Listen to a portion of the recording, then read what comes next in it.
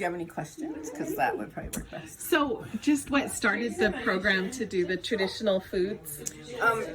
Because we have such high prevalence of obesity and diabetes, we're working on a Foundation for Food and Agricultural Research grant, and everyone wanted to work on policy and administration. I'm like, no, time out. We need to do something that's effective, applicable to life.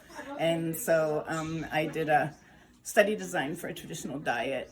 We wanted to look at the changes in biomarkers from A1C to IgG to C-reactive protein and cortisol. So cortisol is really a biomarker for stress, but C-reactive protein is a biomarker for immune system. And so in looking at a diet, we want to do something longitudinally, but we didn't have the funding for it. So we did a pilot study, and we had buffalo that Coy and Ricky had gotten last year. And so they donated it to the program, and we had a small pilot group of 8 people for a 3-week traditional diet. It was almost a month, but we ran out of meat.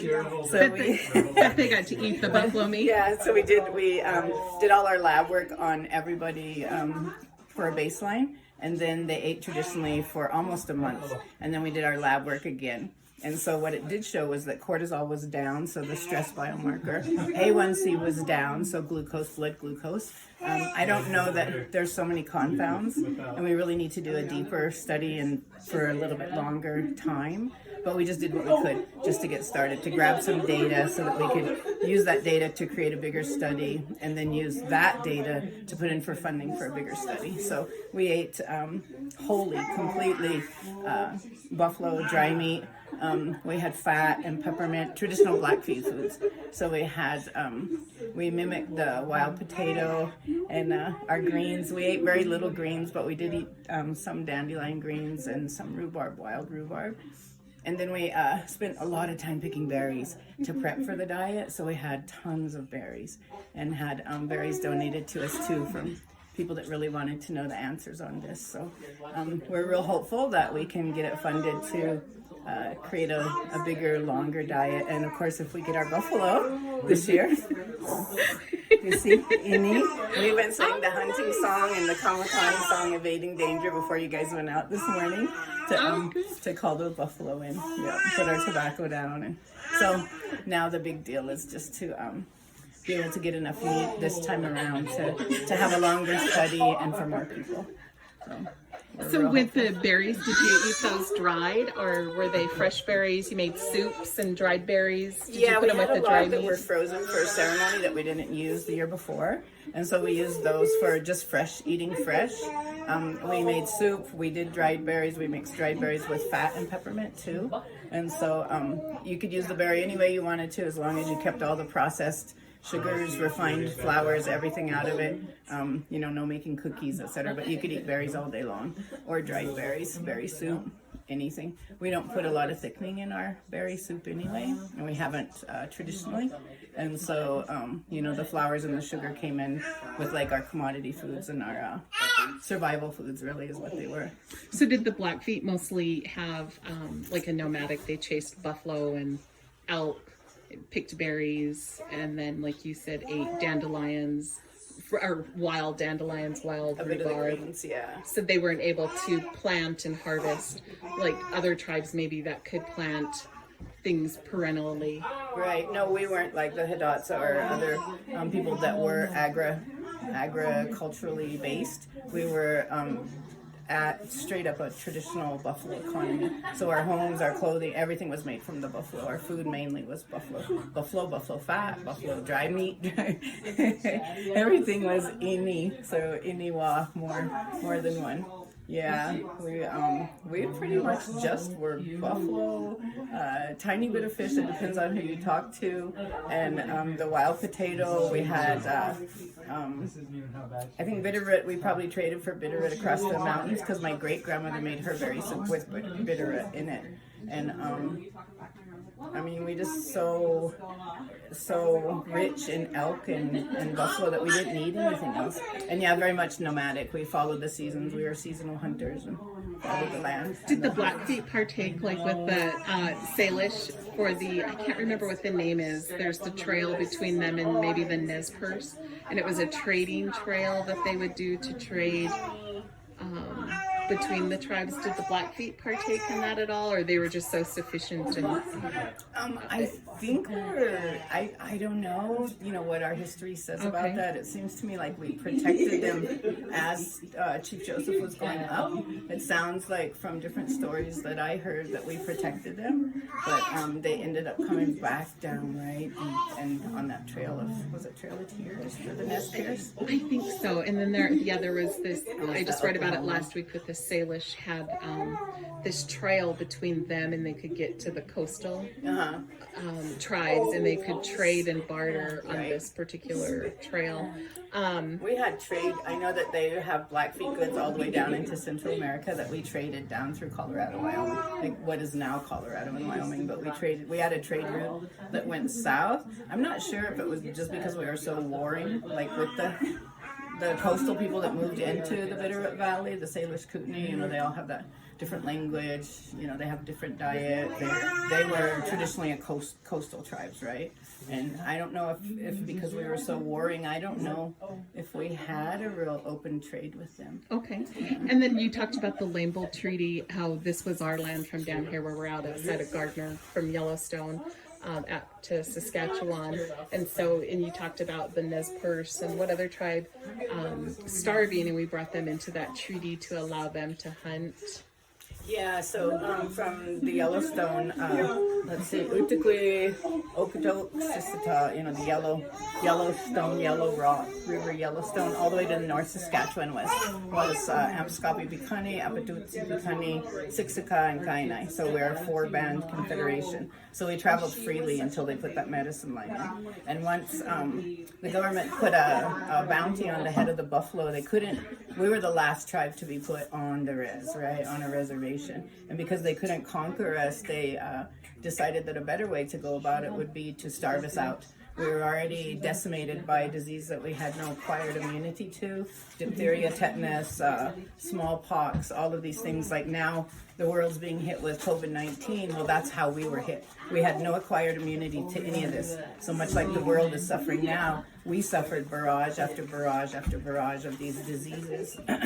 And so the inability to fight that, plus we were starving because the government had put a bounty on all of the buffalo. So they were paying foreign people to come, people, not from, I shouldn't say foreign, but people from different countries to come and hunt these buffalo. They were paying people that were within the United States already settling to hunt these buffalo, and they would come and they would just take the hide and just leave them to waste. And so we were starving out. So along with the starvation, not only did the Blackfeet starve, but other people who were subsistence hunters. And so we opened up and we signed a treaty, the Lame Bull Treaty, to give open hunting ground to these other tribes that were starving, that we would share this part of our traditional hunting grounds down here just west of the Yellowstone and where we were hunting today. So that became a common hunting ground for the Umatilla, the Nez Perce, for us, and for Confederated Salish and Kootenai. So I think we're the only tribes that actually have the rights to come hunt here. Maybe Azalaga, the Crow, can come at a different time. Is that right, Ricky? Yeah, I think they're before us. Yeah, so they can come. But it was basically to help other tribes that were starving as wickedly as we were.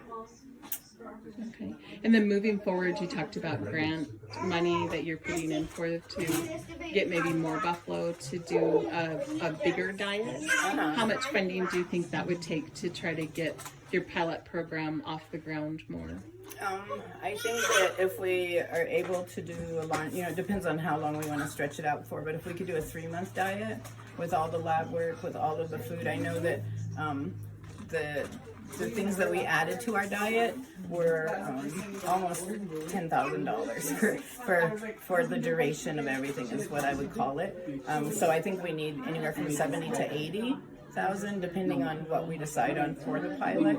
I think that with this smaller pilot data we can put in for, there's many opportunities between Montana Healthcare Foundation, National Institutes of Health, etc. I don't know if we're eligible for NIH because I sit on the Tribal Advisory Council for the NIH, and so I'm not sure if until my service is done, if I'm, if we're eligible to put in for those funds. So I think NSF, there's a lot of opportunity we just need that pilot data to really provide that foundation to ask for it to be funded. But what a great thing, our health disparities are way above any other ethnicity in the state, and certainly higher than most ethnicities in the nation for many things, from obesity to diabetes to cancer to heart disease. It goes back from when the government took away our rights, put us onto reservations, took our right away to hunt and fish for foods that were authentic to our bodies. Right.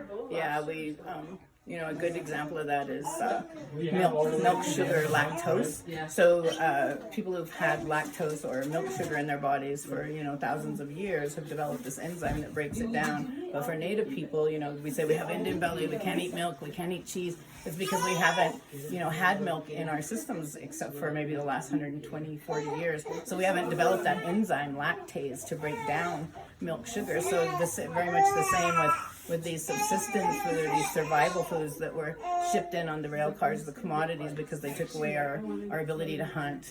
We were hemmed in from this nomadic way of life, following the different herds to such a small area, and then we were really forced into this individualized living with these allotments, as opposed to our band living where we supported each other.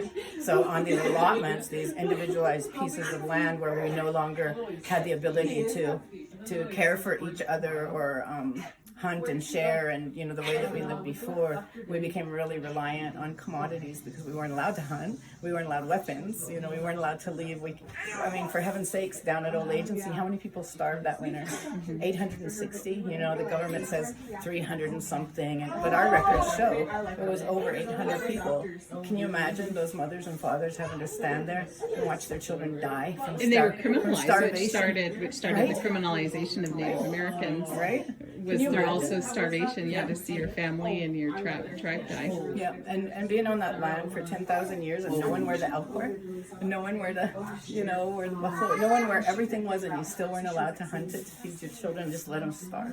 860 people starve in one winter. It's criminal, absolutely criminal, and people want to say, well, these, look what you're doing in Syria, look what you're doing here, look what you did here, look what you did to us, and there's, prior to Obama, former President Obama, there had never even been a formal apology, and so people carry this through generations. And so we're trying to make a change, not only with diet and traditional diet, but working in different areas, that are really still the after effects, the heinous after effects from suicide to preventable deaths with alcoholism and drugs, and etc. So working in a lot of areas, just like all of you guys doing good work. Thank you. I appreciate you just spur of the moment and spending our day today, and what a great to spend with our grandkids out here too during a hunt. I think they'll have memories of this. And, would you mind sharing your name and? Mistuni Daniku Misami Matsu Seipuyaki, Nistu Amskapi Pikani, Iokumix gi Kanexamitax. So Misami Seipuyaki is a long time charging woman. So the inference is long time charging to battle woman.